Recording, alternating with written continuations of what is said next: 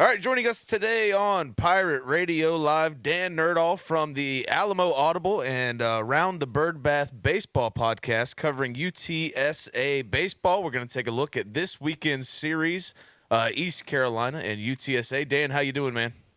I'm doing good. I mean, anytime you got UTSA and ECU, the last couple of years, the series have always been exciting, always dramatic. Looking forward to it. Always have it penciled on the schedule, see when they're coming to town. So, The Roadrunners are 18-7 currently. Just run us through their season so far.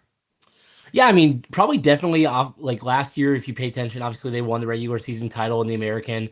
They went into Austin and won the Austin Regional, got their first ever regional win, first ever super regional appearance. And kind of cool beating the mothership. Like I know you guys have a lot of beef sometimes with UNC Chapel Hill, so kind of similar with that. So a lot of fun with that.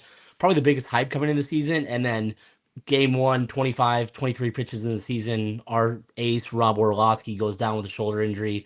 You guys are dealing with that too. Unfortunately, it just seems like there's injuries everywhere.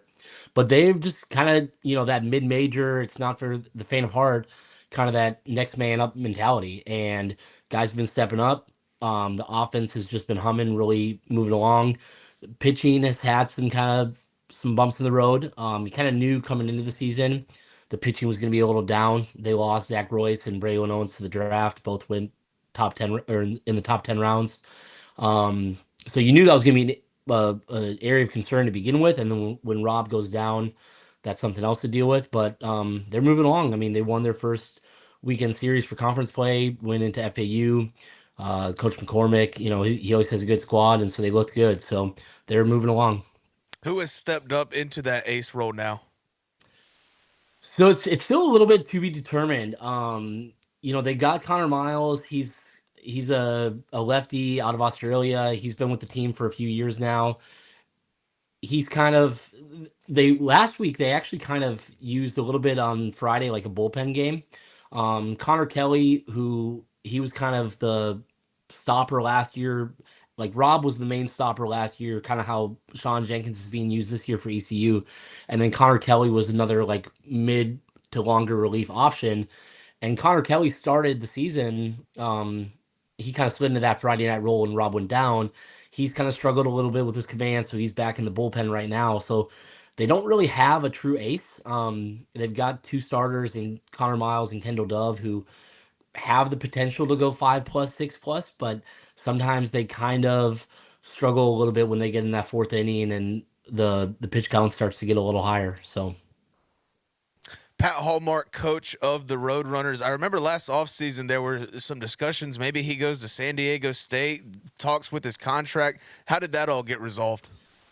yeah, so that was there was very shortly after the season ended, it kind of came to light that, and he actually was the one who mentioned. He said, "Hey, my contract's up."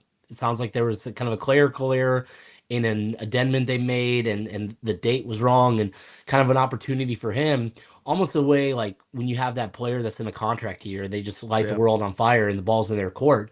So he's like, "Hey, I want to use this opportunity to really make sure that my team and my guys get taken care of." He wanted more of an investment from administration with RevShare, and kudos to President Amy and Dr. Campos. They stepped up and made that happen. He wanted to have some discussions on where things are moving forward with the facilities, and there's plans in place for a very very much needed development center. If your listeners have been out to the Bird Bath for a series, then they know it's not the best stadium, and that's putting it pretty nicely. It needs a lot of work. It is what it is, but they came to an agreement. They gave him a bump in pay, and I don't even think he was really concerned about that. He just wanted to know that the investment from administration and the buy-in was going to be there. I mean, y'all have kind of gotten used to this a little bit, but y'all know what a supers run can do for a program, Yeah. especially a mid-major program. And so it kind of put the program on notice, and a lot of people came calling. And he's like, "Hey, I want to stay here. I like it here." He's been in San Antonio now. If you look at his time at UIW, a little shy of 10 years, and he has no problem calling it home. He just wanted that buy-in from the administration, and they did enough, and hopefully they can continue to give that to them as the program continues to deserve it. Dan Nerdahl joining us today on Pirate Radio Live. How much of the Pirates have you seen this season, and just what have your overall thoughts been so far? Yeah, I mean, I'll be honest. I mean, anytime you got a program like mid-major or a mid-major program like ECU, especially if they're in your conference, you want to watch them. So if UTSA is playing, I'll try to have ECU on an iPad on another screen. If UTSA is not playing, different times, I'll make sure I'm watching the ECU game.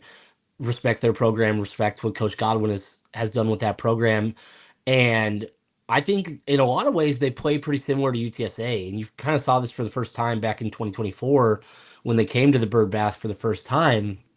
And they run the bases hard. They're aggressive. They're going to play small ball. They're going to be really good with the situational game. And it was interesting. Before that series, I was actually interviewing Coach Hallmark, and he just perfectly laid out their style of baseball, and he knew exactly how they're going to play and kind of the things they do, and that was a lot of what they did. And so I think what really impresses me right now is the offense. They've got some guys, obviously.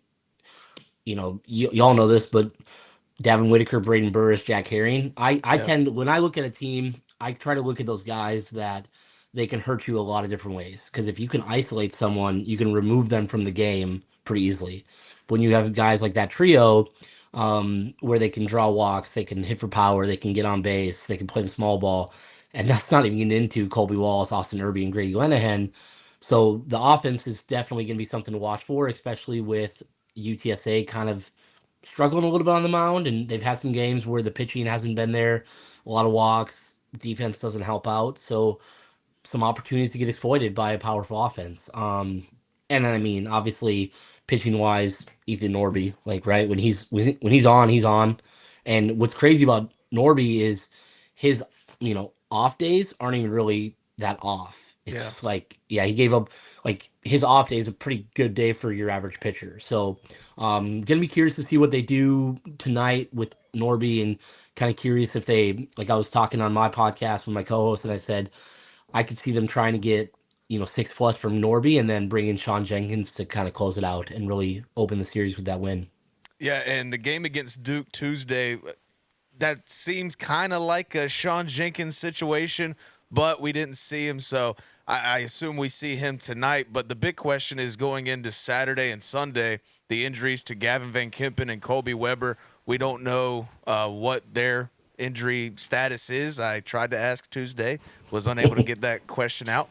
But I'm assuming they'll probably see Ryan Towers, Brett and Tolik. They were supposed to be weekend starters last year before their injuries. What do you think UTSA can do to put pressure on these pitchers?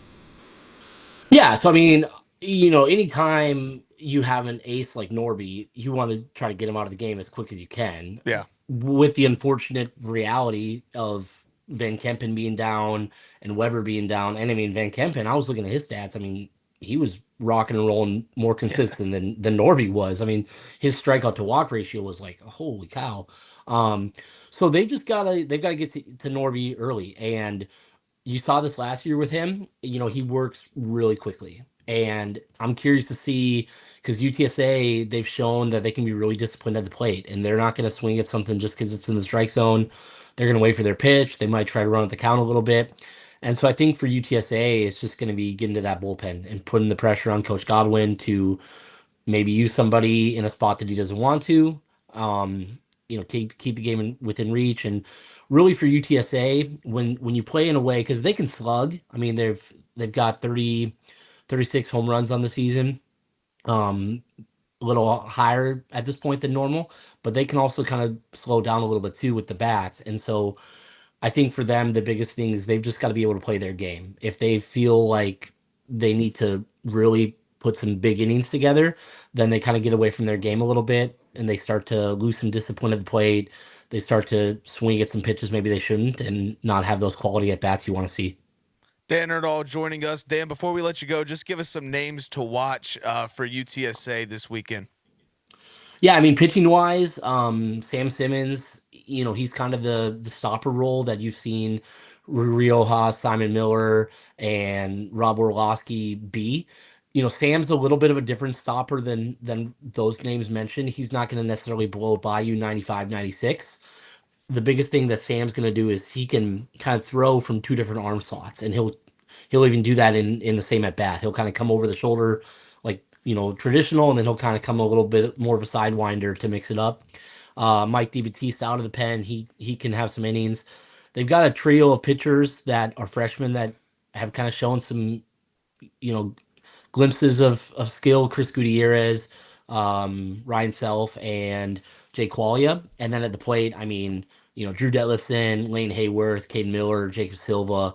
Drew Detlefson has some pretty good raw power. Caden Miller is probably the most pure hitter in the lineup. He's a lefty. He can draw the walk. He can send a double into the gap. He can send one over the fence. So if they can limit Detlefson, Hayworth, and Miller, then I think offensively they're going to be, or pitching wise, they're going to be feeling good about their performance they're churning out. Dan, thank you so much, man. Before we let you go, let the people know where they can find your stuff. Yeah, so I'm on Twitter. It's Alamo ABB underscore Dan. I don't have like a podcast page. I just run it from my own personal page, and then my podcast drops on the Alamo Audible feed channel. It will be called Around the Bird Bath. That's how you know it's a baseball episode. So All right, man. Thank you. yeah, thank you.